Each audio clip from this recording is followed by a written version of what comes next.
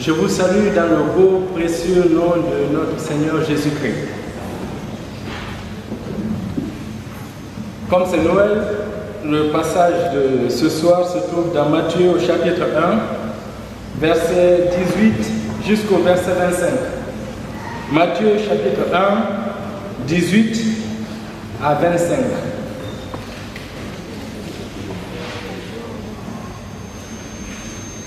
Matthieu 1, 18, 25. Voici comment arriva la naissance de Jésus-Christ. Marie, sa mère, était fiancée à Joseph. Avant leur union, elle se trouva enceinte par le fait de l'Esprit Saint. Joseph, son mari, qui était juste et qui ne voulait pas la dénoncer publiquement, décida de la répudier en secret. Comme il y pensait, l'ange du Seigneur lui apparut en rêve et dit: Joseph, fils de David, n'aie pas peur de prendre chez toi Marie, ta femme, car l'enfant qu'elle a conçu vient de l'Esprit Saint. Elle mettra au monde un fils et tu l'appelleras du nom de Jésus, car c'est lui qui sauvera son peuple de ses péchés. Tout cela arriva afin que s'accomplisse ce que le Seigneur avait dit par l'entremise du prophète. La Vierge sera enceinte, elle mettra au monde un fils et on l'appellera du nom d'Emmanuel, ce qui se traduit Dieu avec nous. À son réveil, Joseph fit ce que l'ange du Seigneur lui avait ordonné et il prit sa femme chez lui. Mais il n'eut pas de relation avec elle jusqu'à ce qu'elle eût mis au monde un fils qu'il appela du nom de Jésus. Seigneur, nous te bénissons pour ta parole que nous voulons tant t'écouter. Viens combler nos cœurs. Amen.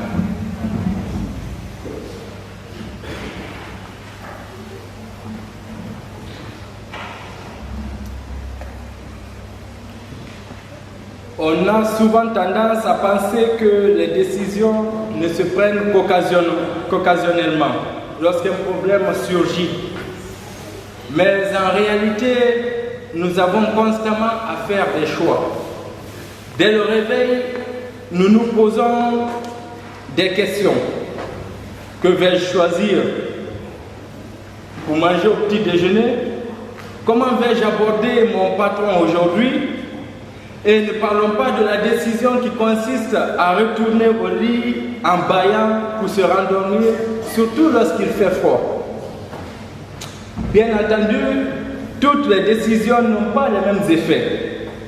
Si vous décidez de ne pas aller, par exemple, en vacances, vous ne raterez peut-être que de voir vos parents et les amis, et peut-être de vous reposer. Mais si vous ne possédez pas le discernement nécessaire pour réussir à prendre une bonne décision pour votre mariage, les conséquences risquent d'être dramatiques. Donc les décisions n'ont pas forcément la même teneur. Constamment à la recherche de résultats rapides, l'homme a tendance à décider vite. Mais à côté de ceux qui se précipitent en dépit du bon sens pour se débarrasser des décisions qu'ils ont à prendre, il y a ceux qui retournent la question interminablement par manque de confiance dans leur capacité de décision. Nous avons donc ces deux tendances, ceux qui prennent des décisions hâtives et ceux qui réfléchissent, restent dans la réflexion et ne prennent finalement pas de décision.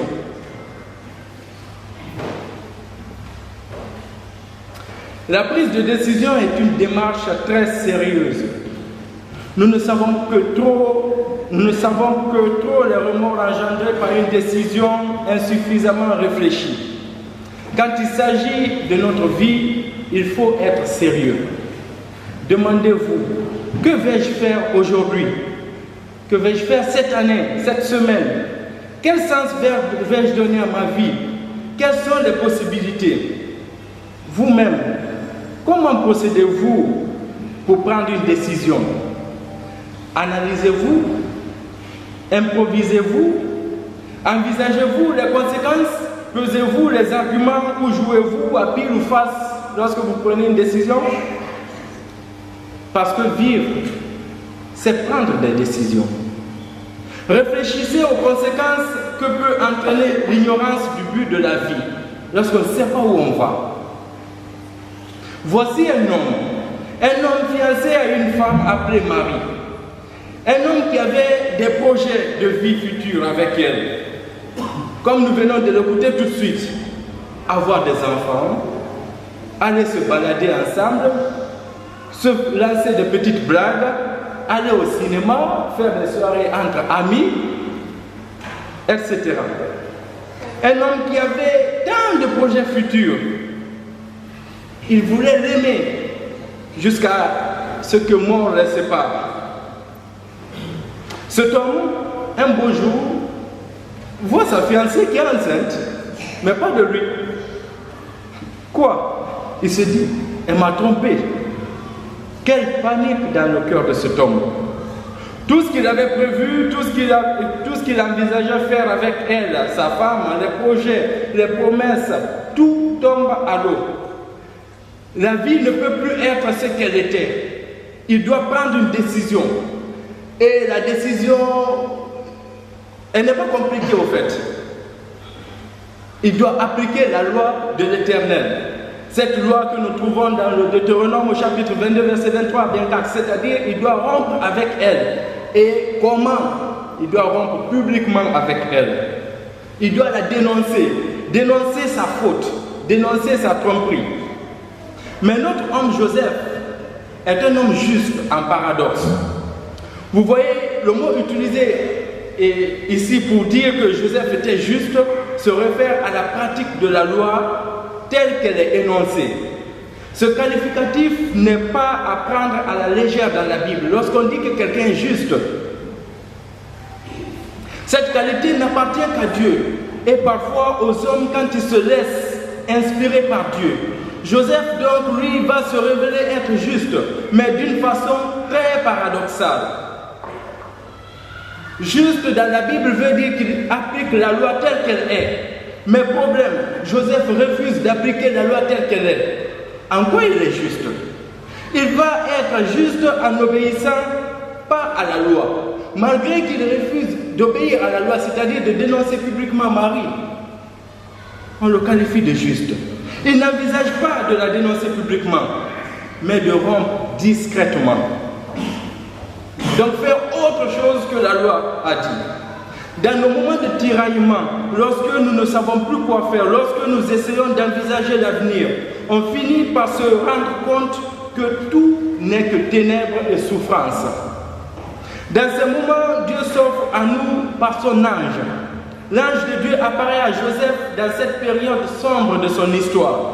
L'expression utilisée pour qualifier l'apparition de l'ange signifie littéralement que l'ange apporte la lumière.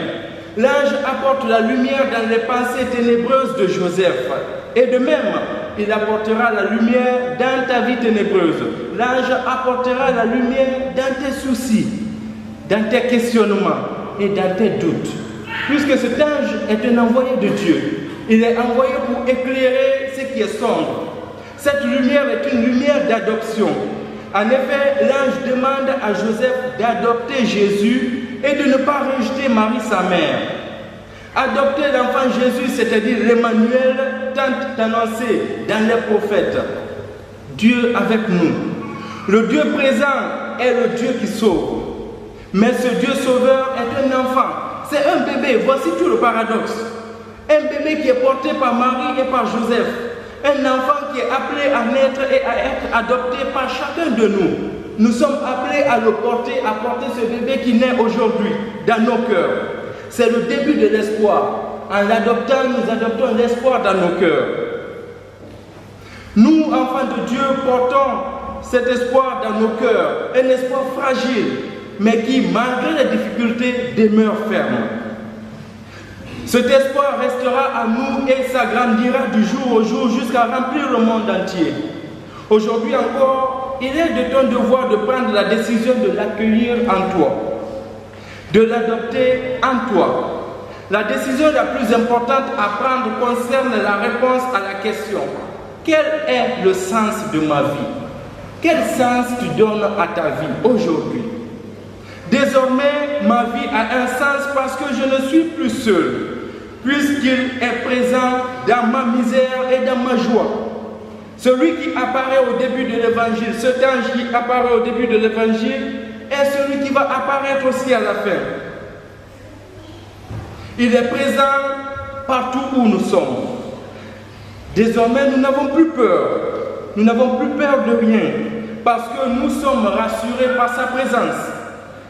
Tel un enfant lancé dans les airs par son papa et qui sourit parce qu'il a confiance en son père, puisqu'il sait que son père va le rattraper. Tel cet enfant, en aucun, il n'y a aucun nombre de doutes. Nous aussi, nous sommes aujourd'hui dans les bras de notre Père. Nous sommes dans les bras de Dieu. Il reçoit nos questionnements, il reçoit nos multiples interrogations. Une mère qui était restée longtemps séparée de son fils kidnappé raconte lorsqu'il retrouve son fils enfin.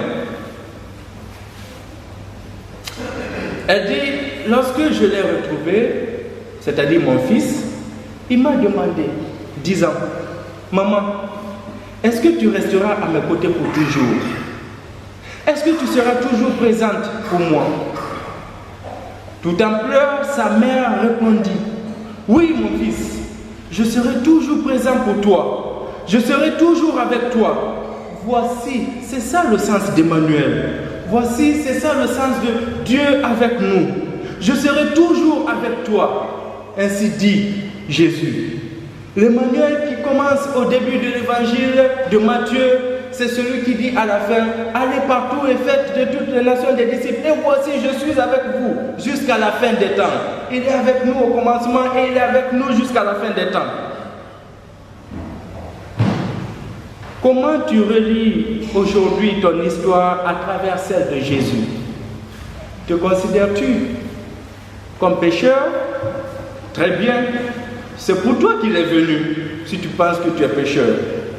Penses-tu que tu ne peux plus être sauvé à cause de tout ce que tu as fait et que tu continues de faire? Gloire à Dieu. Il est justement venu pour toi. Il aime traiter les cas difficiles.